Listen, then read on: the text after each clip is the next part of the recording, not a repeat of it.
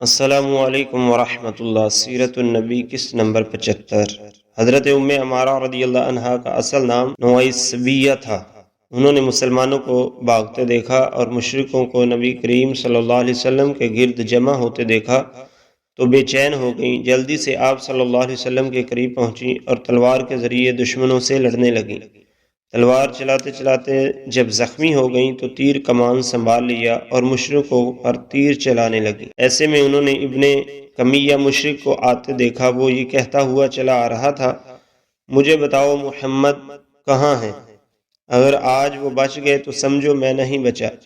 یہ کہنے سے اس کا مقصد یہ تھا کہ آج یا تو وہ رہیں گے یا میں رہوں گا۔ جب وہ قریب آیا تو حضرت ام عمارہ رضی اللہ عنہا اور مصعب بن عمیر رضی اللہ عنہ نے اس کا راستہ روکا۔ اسی وقت اس نے حضرت ام عمارہ رضی اللہ عنہا پر حملہ کیا۔ ان کے کندھے پر زخم آیا۔ حضرت ام عمارہ رضی اللہ عنہا نے بھی اس پر تلوار کے کئی وار کیے، مگر وہ زرے پہنے ہوئے تھا، ان کے وار سے محفوظ رہا۔ ان کی کوششوں کو دیکھ کر حضور نبی کریم صلی اللہ علیہ وسلم نے ارشاد فرمایا، اللہ تمہارے گھرانے میں برکت عطا فرمائے۔ اس پر حضرت ام عمارہ رضی اللہ عنہا نے عرض کیا، اللہ کے رسول، ہمارے لیے دعا فرمائیے کہ ہم جنت میں آپ کے ساتھ ہوں۔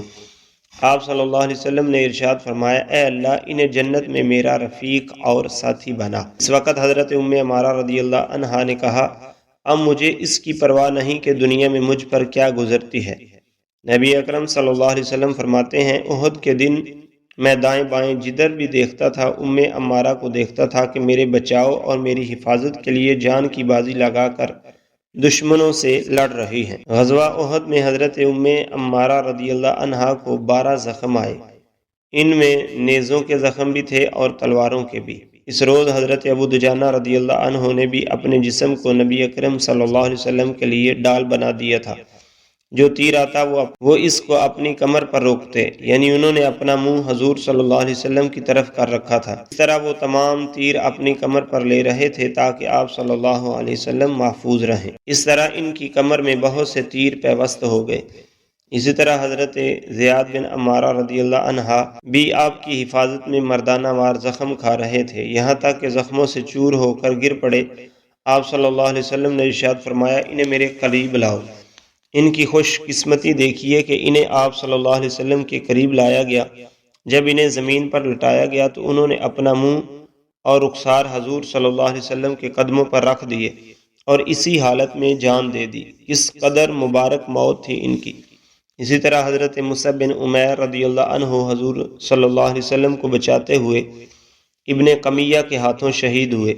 دراصل ابن کمیہ حضرت مصعب بن عمیر رضی اللہ عنہ کو حضور صلی اللہ علیہ وسلم سمجھ رہا تھا، اس لیے کہ ان کی شکل حضور اکرم صلی اللہ علیہ وسلم سے ملتی جلتی تھی۔ چنانچہ جب اس نے شہید کیا تو قریش کے سرداروں کو جا کر اطلاع دی کہ اس نے رسول اللہ صلی اللہ علیہ وسلم کو شہید کر دیا ہے، حالانکہ اس نے حضرت مصعب بن عمیر رضی اللہ عنہ کو شہید کیا تھا۔ اسی دوران ابی بن خلف رسول اللہ صلی اللہ علیہ وسلم کی طرف بڑھا۔ اس پر کئی صحابہ اس کے راستے میں آ گئے، لیکن حضور اکرم صلی اللہ علیہ وسلم نے ارشاد فرمایا، اسے میری طرف آنے دو۔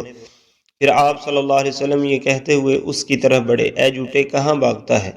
پھر حضور صلی اللہ علیہ وسلم نے اپنے ایک صحابی کے ہاتھ سے ایک نیزہ لیا اور نیزے کی نوک ابی بن خلف کی گردن میں بہت ہی آہستہ سے چبو دی۔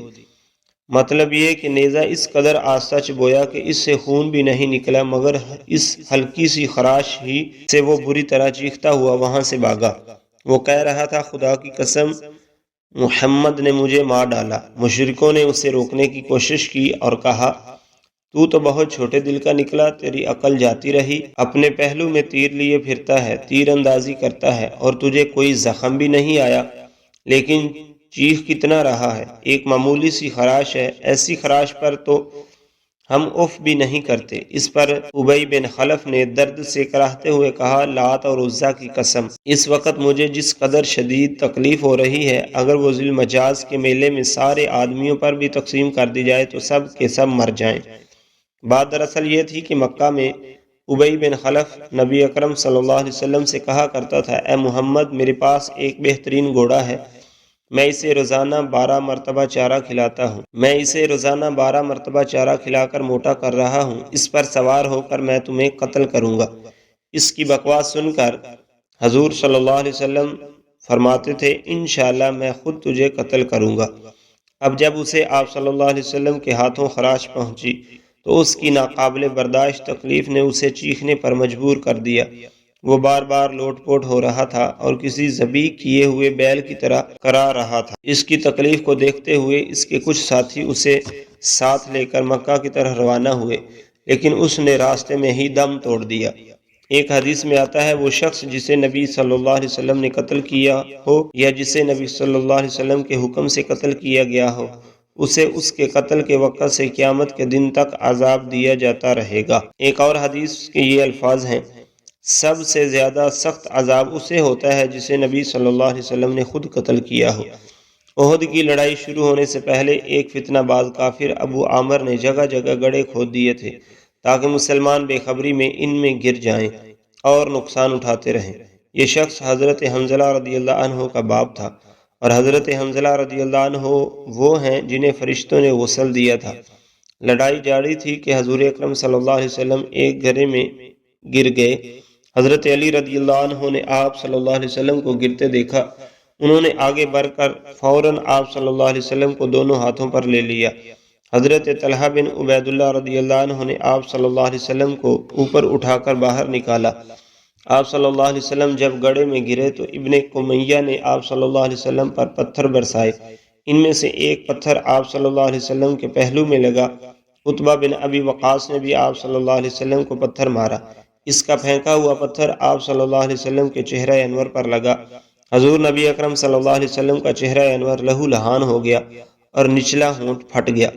حضرت حاتب رضی اللہ عنہ کہتے ہیں کہ میں نے جب عتبہ کو حضور صلی اللہ علیہ وسلم پر پتھر پھینکتے دیکھا تو اس کی طرف لگ پکا۔ میں نے اس کا تعاقب کیا اور آخر اسے جا لیا۔ میں نے فوراً ہی اس پر تلوار کا وار کیا، اس وار سے اس کی گردن کٹ کر دور جا گری۔ میں نے فوراً اس کی تلوار اور گھوڑے پر قبضہ کیا اور حضور نبی کریم صلی اللہ علیہ وسلم کی خدمت میں حاضر ہو گیا۔ آپ کو عتبہ کے قتل کی خبر سنائی۔ آپ صلی اللہ علیہ وسلم نے ارشاد فرمایا اللہ تم سے راضی ہو، اللہ تم سے راضی ہو گیا۔ اس حملے میں حضور اکرم صلی اللہ علیہ وسلم خود لوہے کی ٹوپی بھی ٹوٹا، چہرہ مبارک بھی زخمی ہوا۔ ابن قمیہ کے حملے سے دونوں رخسار بھی زخمی ہوئے تھے۔ خود کی 2 کڑیاں آپ صلی اللہ علیہ وسلم کے رخسار مبارک میں گڑ گئی تھیں۔ آپ صلی اللہ علیہ وسلم نے ابن قمیہ کو بد دعا دی، اللہ تجھے ذلیل کر دے اور برباد کر دے۔ سیرت النبی قسط نمبر 76۔ اللہ تعالیٰ نے حضور صلی اللہ علیہ وسلم کی دعا قبول فرمائی۔ اس جنگ کے بعد جب ابن قمیہ اپنی بکریوں کے گلے میں پہنچا تو انہیں لے کر پہاڑ پر چڑھا۔ وہ بکریوں اور مینڈوں کو گیر گیر کر لے جا رہا تھا کہ اچانک ایک مینڈے نے اس پر حملہ کر دیا۔ اس نے اسے اس زور سے سینگ مارا کہ وہ پہاڑ سے نیچے لڑک گیا اور اس کا جسم ٹکڑے ٹکڑے ہو گیا۔ جب نبی اکرم صلی اللہ علیہ وسلم کا چہرہ مبارک زخمی ہوا اور خون بہنے لگا تو آپ صلی اللہ علیہ وسلم خون پوچھتے جاتے تھے اور فرماتے جاتے تھے وہ قوم کیسے فلاح پائے گی جس نے اپنے نبی کے چہرے کو اس لیے خون سے رنگین کر دیا کہ وہ انہیں ان کے پروردگار کی طرف بلاتا ہے۔ حضور اکرم صلی اللہ علیہ وآلہ وسلم کے چہرہ مبارک میں خود کی کڑیاں گھس گئی تھیں۔ حضرت ابو عبیدہ بن جراح رضی اللہ عنہ نے اپنے دانتوں سے ان کڑیوں کو کھینچ کھینچ کر نکالا۔ اس کوشش کے دوران ان کا اپنا دانت، سامنے کا دانت ٹوٹ گیا۔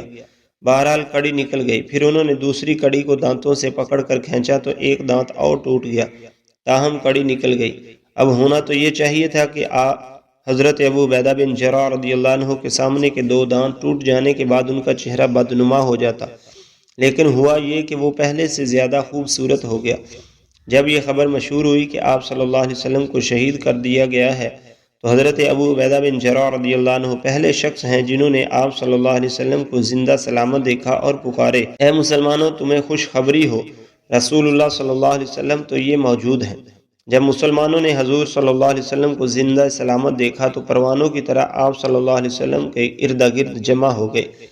آپ صلی اللہ علیہ وسلم ان سب کے ساتھ ایک گھاٹی کی طرح روانہ ہوئے۔ اس وقت آپ صلی اللہ علیہ وسلم کے ساتھ حضرت ابوبکر، حضرت عمر، حضرت علی، حضرت زبیر اور حضرت حارث بن سمعہ رضی اللہ تعالی عنہم تھے۔ اس روز حضرت زبیر بن عوام رضی اللہ عنہ نے بھی زبردست ثابت قدمی دکھائی تھی اور آپ صلی اللہ علیہ وسلم کی حفاظت میں موت کی بیعت کی تھی، یعنی یہ عہد کیا تھا کہ آپ کی حفاظت میں جان تو دے دیں گے لیکن ساتھ نہیں چھوڑیں گے۔ آپ صلی اللہ علیہ وسلم اپنے ان صحابہ کے ساتھ گھاٹی کی طرف بڑھ رہے تھے کہ عثمان بن عبداللہ ایک سیاہ اور سفید گھوڑے پر سوار آپ صلی اللہ علیہ وسلم کی طرف بڑھا۔ وہ لوہے میں پوری طرح غرق تھا۔ آپ اس کی آواز سن کر رک گئے۔ اسی وقت عثمان بن عبداللہ کے گھوڑے کو ٹھوکر لگی، وہ ایک گڑھے میں گر گیا۔ ساتھ ہی حضرت حارث بن سمعہ رضی اللہ عنہ اس کی طرف لپکے اور اپنی تلوار سے اس پر وار کیا۔ اس نے تلوار کا وار روکا، تھوڑی دیر دونوں طرف سے تلوار چلتی رہی، پھر اچانک حضرت حارث نے اس کے پیر پر تلوار ماری، وہ زخم کھا کر بیٹھ گیا۔ حضرت حارث نے ایک بھرپور وار کر کے اس کا خاتمہ کر دیا۔ اس پر حضور صلی اللہ علیہ وآلہ وسلم نے فرمایا، اللہ کا شکر ہے جس نے اسے ہلاک کر دیا۔ اسی وقت عبداللہ بن جابر عامری نے حضرت حارث پر حملہ کر دیا۔ اس کی تلوار حضرت حارث رضی اللہ عنہ کے کندھے پر لگی، کندھا زخمی ہو گیا۔ ان لمحات میں حضرت ابو دجانہ رضی اللہ عنہ نے عبداللہ بن جابر پر حملہ کر دیا اور اپنی تلوار سے اسے ذبح کر ڈالا۔ مسلمان حضرت حارث رضی اللہ عنہ کو اٹھا کر لے گئے تاکہ ان کی مرہم پٹی کی جا سکے۔ پھر نبی کریم صلی اللہ علیہ وسلم نے اس چٹان کے اوپر جانے کا ارادہ فرمایا جو گھاٹی کے اندر ابری ہوئی تھی، لیکن زخموں سے خون نکل جانے اور زروں کے بوجھ کی وجہ سے آپ صلی اللہ علیہ وسلم چڑھ نہ سکے۔ یہ دیکھ کر حضرت طلحہ رضی اللہ عنہ آپ صلی اللہ علیہ وسلم کے سامنے بیٹھ گئے اور آپ صلی اللہ علیہ وسلم کو کندھوں پر بٹھا کر چٹان کے اوپر لے گئے۔ اس وقت آپ صلی اللہ علیہ وسلم نے فرمایا، طلحہ کے اس نیک عمل کی وجہ سے اس پر جنت واجب ہو گئی۔ ان کی ایک ٹانگ میں لڑکراہٹ تھی۔ جب یہ حضرت صلی اللہ علیہ وسلم کو کندھوں پر اٹھا کر چلے تو چال میں لڑکراہٹ تھی۔ اب ان کی کوشش یہ تھی کہ لڑکراہٹ نہ ہو تاکہ حضور اکرم صلی اللہ علیہ وسلم کو تکلیف نہ پہنچے۔ آپ صلی اللہ علیہ وسلم کو کندھوں پر اٹھا کر چلنے کی برکت سے ان کی لڑکراہٹ دور ہو گئی۔ اس وقت تک جنگ کی یہ خبریں مدینہ منورہ میں پہنچ چکی تھی، لہذا وہاں سے عورتیں میدان احد کی طرف چل پڑیں۔ ان میں حضرت فاطمہ رضی اللہ عنہا بھی تھیں۔ انہوں نے آپ صلی اللہ علیہ وسلم کو زخمی دیکھا تو بے اختیار آپ سے لپٹ گئیں۔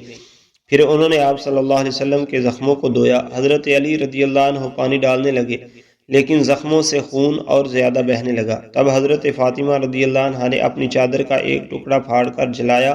جب وہ جل کر راکھ ہو گیا تو وہ راکھ انہوں نے آپ صلی اللہ علیہ وسلم کے زخموں میں بھر دی۔ اس طرح آپ صلی اللہ علیہ وسلم کے زخموں سے خون بہنے کا سلسلہ رکا۔ حضور صلی اللہ علیہ وآلہ وسلم جب اس چٹان پر پہنچے تو دشمن کی ایک جماعت پہاڑ کے اوپر پہنچ گئی۔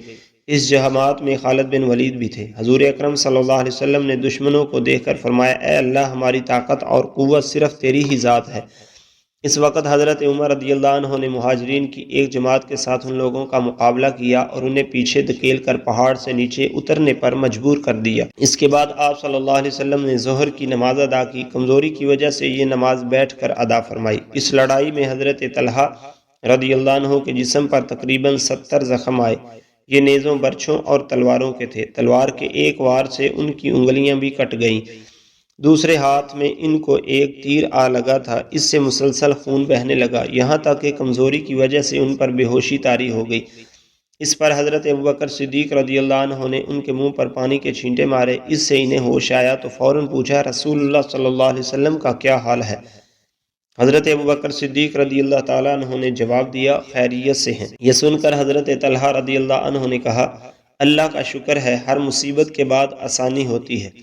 حضرت عبد الرحمن بن عوف رضی اللہ عنہ کے منہ پر ضرب لگی، اس ضرب سے ان کے دانت ٹوٹ گئے۔ اس کے علاوہ ان کے جسم پر 20 زخم تھے، ایک زخم پیر پر بھی آیا تھا، اس سے وہ لنگڑے ہو گئے تھے۔ حضرت کعب بن مالک رضی اللہ عنہ کے جسم پر بھی 20 کے قریب زخم آئے تھے۔ غرض اکثر صحابہ کرام رضی اللہ تعالیٰ عنہم شدید زخمی ہوئے تھے۔ احد کی لڑائی شروع ہونے سے پہلے ایک شخص قزمان نامی بھی مسلمانوں کی طرف سے جنگ میں شریک ہوا تھا۔ اسے دیکھتے ہی حضور صلی اللہ علیہ وسلم نے ارشاد فرمایا تھا کہ یہ شخص جہنمی ہے۔ وہ احد کی لڑائی میں بہت بہادری سے لڑا۔ لڑائی شروع ہونے پر سب سے پہلا تیر بھی اسی نے چلایا تھا۔ لڑتے لڑتے وہ مشرکوں کے اونٹ سوار دستے پر ٹوٹ پڑا اور 8-10 مشرکوں کو آن کی آن میں قتل کر ڈالا۔ بعض صحابہ نے اس کی بہادری کا تذکرہ آپ صلی اللہ علیہ وسلم سے کیا۔ اس تذکرے سے ان کا مقصد یہ تھا کہ آپ نے تو اسے جہنمی فرمایا ہے اور وہ اس قدر دلیری سے لڑ رہا ہے۔ اس پر آپ صلی اللہ علیہ وسلم نے فرمایا، یہ شخص جہنمی ہے۔ صحابہ کرام رضی اللہ تعالی عنہم اس پر بہت حیران ہوئے۔